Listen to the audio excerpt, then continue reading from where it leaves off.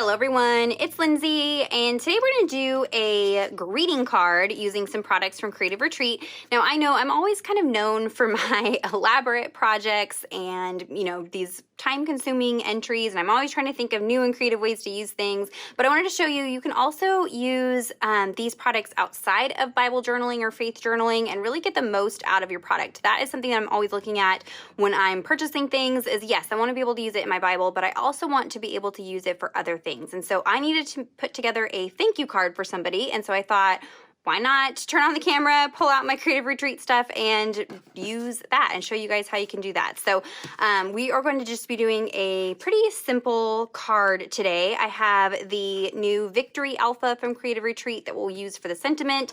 I have this month's stamp set, and basically what I did is I just went through my stamp sets from Creative Retreat and just tried to find ones that had florals. So we're just going to do some white heat embossing with the florals. I have some watercolor paints. We're going to do a really messy, very easy card, throw it together, shouldn't take very long. I do want to apologize. This is going to be in my videos for the foreseeable future. I burned myself cooking dinner and it is a giant horrible burn. So we're just gonna have fun band-aids in all my future videos for the next little bit. So that's that. But let me go ahead and put you guys on fast forward and we will put together this card pretty quick here. Okay, like I said, this is going to go pretty quick, so I'll talk about the card base here in a minute, but I'm working on a card front that I cut out of some watercolor paper, and it is cut to 5 inches by 3 3/4 inches, so slightly smaller than an A2 sized card front. And I'm going to use a stamp positioning tool because I am stamping on watercolor paper. Now I have flipped this over so that I'm stamping on the smooth side of the watercolor paper. If you've ever touched watercolor paper, there's a smooth side and a texture side. And since I'm doing stamping, I'm going to work on the smooth side. So I've just pulled out all the letters. Thankfully for thank you, you have no repeating letters. So you can lay out everything all at once. And working on a stamp positioning tool like this is nice because it has a grid. I can just stamp everything at once. So I cut out all the fiddly dinkin that I did trying to get it all lined up, but I have that all lined up and on the door of the positioner. And then I'm adding some powder tool to prep my paper because I'm going to do some heat embossing. And I'm going to ink this up with a clear sticky ink. If you have questions about heat embossing, I have a Tip Tuesday all about it. I will link it down below for you guys. So you won't be able to see the stamping, but it has stamped a sticky thank you onto there. And I'm going to go ahead and coat that in some gold embossing powder. Everything will be linked down below for you guys, all the different things that I use in this video in case you have questions. But I'm going to cover that with the embossing powder, and then I'm going to heat that up with my heat tool until it's good and melted. And you will be able to see in person when it goes from like a powder to a shiny melted, it's almost like plastic kind of. So I'm just going to heat set that. And I'm working on watercolor paper because I'm going to watercolor, but also when you're doing a lot of heating it with the heat embossing, it will warp the paper, and watercolor paper is just holds up a little bit better. So it's a little bit more pricey than regular cardstock, but I prefer it for something like this. So now we're going to move on to this. Now this is going to be hard because you're not going to really be able to see what I'm doing. I have most of my flowers loaded up on different blocks ready to go. I'm inking them up with a clear sticky ink and then stamping them down. In person, I can see where the ink is catching the light and kind of see where my stamping is, but I'm just going around and stamping these florals and leaves and filling in a border all around the edges of the front of this card. And periodically, I will cover it with some white embossing powder and then heat set it. The Versamark clear sticky ink does stay wet and sticky for a little bit of time, so you could do a big chunk of your stamping, but for me, I find it easier to see what I'm doing when I heat emboss it, and also I don't want to accidentally touch something and brush the powder off, so every few florals I will stop and heat emboss. So I'm going to go in with the leaves for those flowers I just stamped, ink them up, stamp them down, add the white embossing powder, and heat set it. Periodically, I am going back in and prepping the paper with the powder tool. The reason I do that is to make sure that the embossing powder only sticks to my stamping and not fingerprints and things like that. So I cut out all of that because you can't see it, it's white on white, but basically I just filled in the borders, and you'll see it as I start to watercolor. And I didn't let anything overlap. I just try to be mindful of stamping bigger flowers first and then filled in with the leaves and smaller flowers and got everything embossed. So now I have sprayed this wet just a little bit with clean water, and I'm going in with a larger paintbrush and just dropping color in. I'm not coloring in the lines. I want it to be messy. The idea is that the embossing powder resists the paint, and so you'll see the flowers begin to appear. I've pulled the stickers out just to have as a reference for the colors of the watercolor florals in the stickers. And so I'm kind of using those as inspiration for the colors that I'm using, and just, I don't know how I'm filling them in, but I'm not overthinking it, guys. Really, I wasn't fussy about this, where I stamped them. I wasn't fussy about where I'm laying down color. I'm just letting loose. It did take about 45 minutes to put this card together, but really that was just, it takes a little bit longer when I'm filming, and the embossing does take a little bit of time. But for this part, you could do, have a bunch of cards already embossed ahead of time, and then you're basically just dropping color onto it. It's nothing fancy. I'm bouncing back and forth between the different blues. I'm trying to space out the yellows and blues so, I kind of have an equal amount of the yellow flowers and blue flowers. I'm letting the yellows and blues run together to create green, but I'm just being careful not to let the blue and the orange run together because I don't really want muddy brown color on here.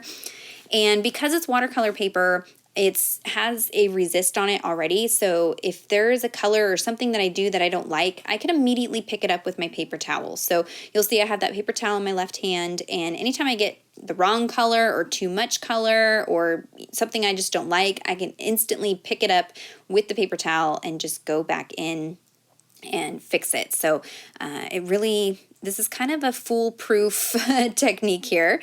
I let that sit and dry for just a second and then picked up the color. So I just have a light wash of color, and now I'm going to go in with a second layer, and this is what's going to kind of build things up and give it definition and just add some more layer to the color. So again, don't overthink it, guys. It's going to look terrible until the very end. It's going to look messy and horrible and ugly until the very final little bit. And the more color you have, the better, because there's more contrast between the white embossing and your paint. And that's what's going to help those florals be seen as flowers and not just weird abstract lines that are on your card, if that makes sense.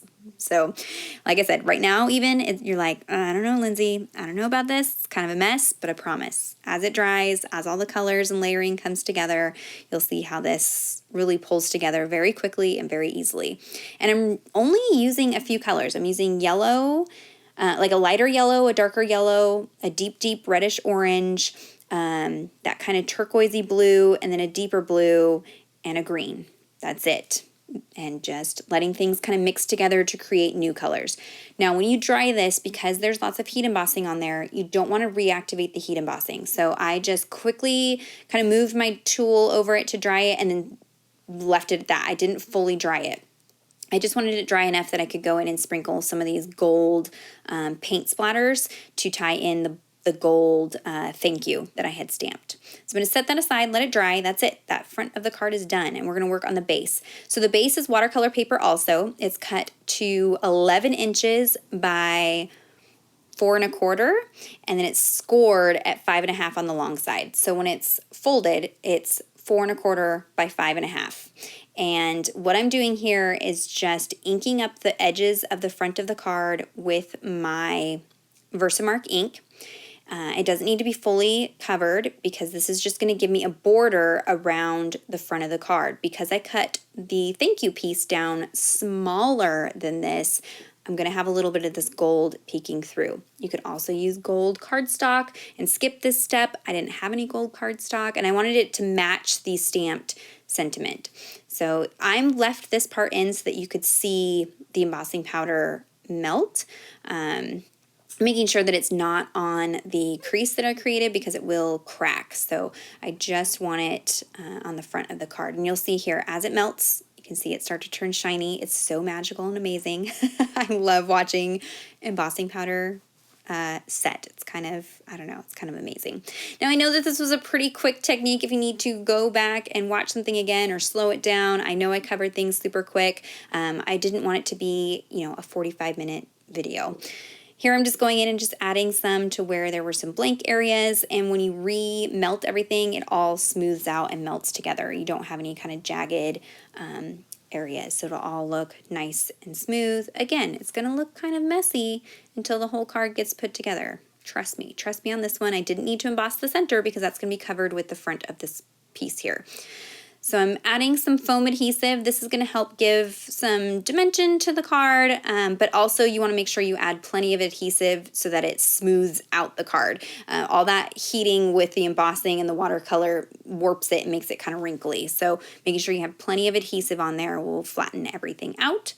And I'm just going to center this, and you'll see because I cut that down smaller, it leaves me a little bit of a border, and that is it, guys. I'm just going to trim it down so it's nice and flush. I have plenty of room to write a sentiment on the inside, and you'll see there how everything pulled together very, very quick. Wasn't too, you know, crazy or tedious to put together. So if you have any questions, be sure to leave those down below. Check out the description box for links to everything that I used for the card today. Give this video a thumbs up if you were inspired. Subscribe to the channel if you're not already subscribed. And until next time, thank you so much. Bye-bye.